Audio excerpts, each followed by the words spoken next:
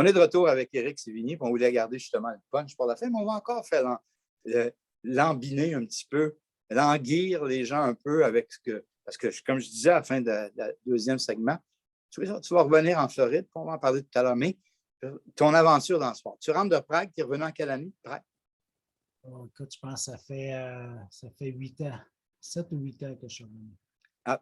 Et là, comment se fait la connexion de tout ce que tu as vécu? Tu es revenu, déjà, tu as eu un vécu incroyable, tout jeune, chez Sinard, l'aventure avec Caillou, tout ce que tu as vécu. Là, tu te retrouves là-bas, tu reviens la tête pleine d'idées.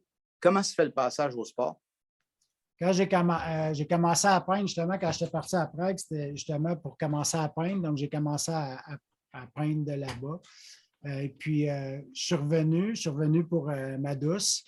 Je suis venu habiter ici avec elle. Ah, je comprends l'amour. Fait que le temps avant elle, je peignais beaucoup de femmes. Quand j'étais avec elle, j'ai commencé à peindre des animaux. J'ai changé pour les animaux, les paysages. Elle ne voulait pas que tu peignes de femmes? Oui, ça ne le dérangeait pas, mais mettons que je ne faisais pas exprès. Tu as compris à un moment donné. C'est ça. Exact, je passais aux choses sérieuses. Et puis, j'avais tout le temps en tête de faire du sport, mais ça n'avait pas donné encore. Puis, à un moment donné, pendant les séries, la première année de Vegas, je me suis mis, il y avait Brady qui était au Super Bowl. J'ai fait des toiles de Brady puis des toiles de Marc-André Fleury, ainsi qu'un de mes amis qui m'avait commandé une toile là, de hockey pour mettre chez eux. Puis tout ça en même temps, là, ça a vraiment donné un gros coup. Là. Quand j'ai fait ça, j'ai eu énormément de demandes, dont j'ai un de mes amis qui s'occupait du tournoi de golf de Marc-André Fleury qui m'a appelé et m'a dit il faut absolument que tu fasses une toile pour Marc-André et son tournoi. Je dis ben écoute, si tu peux m'arranger pour qu'il assigne, on va la mettre à l'enquête, c'est sûr, il n'y a pas de trouble. Puis ça a marché, puis vraiment à partir de là, ça a décollé là, dans le sport. Là, ça n'a pas arrêté depuis ce temps-là. Puis moi, je suis vraiment content parce que le sport puis l'art, c'était mes deux passions. Puis la vie m'a amené à pouvoir travailler sur mes deux passions en même temps. Là, puis ça, j'en suis entièrement reconnaissant. Là. Moi, quand je t'ai rencontré, Éric, moi, j'étais en voyage en Californie, on était à Montréal, on a fait un podcast ensemble. Et déjà, tu avais des demandes. Je me rappelle, il jouait pour Canadien, mais il est malheureusement parti trop vite parce qu'il n'était pas content de ce qui se passe. Je t'ai vu faire des toiles de kéké. Est-ce que maintenant, tu peux nous dire des choses de toiles qui sont en route? Pas notre punch à nous, je parle chez le joueur de hockey. Tu travailles-tu sur des concepts ou des stars de hockey actuellement? J'ai un concept. J'ai travaillé avec Charles Hudon, on avait commandé, Kéké, Guillaume Latendresse. J'avais fait une toile pour Grand Fjord pour son lancement. Latendresse, je l'avais dit. Je l'avais fait une pour Fleury, pour chez eux aussi. Là, en ce moment, ouais, je pourrais. Il y a quelque chose de grand qui est arrivé dernièrement, c'est que j'ai été approché par Fanatics, la compagnie Fanatics, qui font oui. les produits pour la Ligue nationale, oui. NFL. C'est magnifique, c'est une très grosse compagnie. Exact. Puis j'ai commencé à travailler avec eux. Ils ont commencé à me commander des toiles. Puis jusqu'à maintenant, je n'ai fait une de Marc-André Fleury qu'on a fait signer, puis Henrik Lundqvist. Puis je travaille sur un autre joueur que je ne peux pas nommer tout de suite, mais qui s'en vient bientôt. OK. Moi, je sais c'est qui, mais je ne volerai pas le punch. On va maintenant nous rentrer dans notre punch. Il nous reste 4 minutes de notre troisième segment.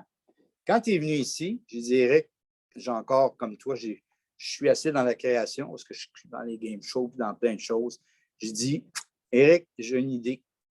Parce que le Grand Prix de course, il y aura un retour de la F1 à Miami à compter de 8 mai.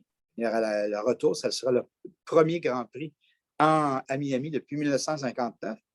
Puis là, j'ai dit à Éric, même avant que tu viennes en Floride, parce qu'on s'est déjà parlé de ça, j'ai dit, tu connais Gilles Villeneuve. Tu m'as dit, qui ne connaît pas Gilles Villeneuve, même si tu es tout jeune. Tu avais quel âge quand Gilles est mort le 8 mai 1982? Comment? 6 ans. 5-6 ans. Tu avais 6 ans. Est-ce que tu t'en souviens quand même? Je me ouais, c'est ça. En travaillant sur ce projet-là, écoute, drôlement, oui, je me rappelle. J'ai des flashbacks de la télévision, des nouvelles où je voyais l'accident de Gilles.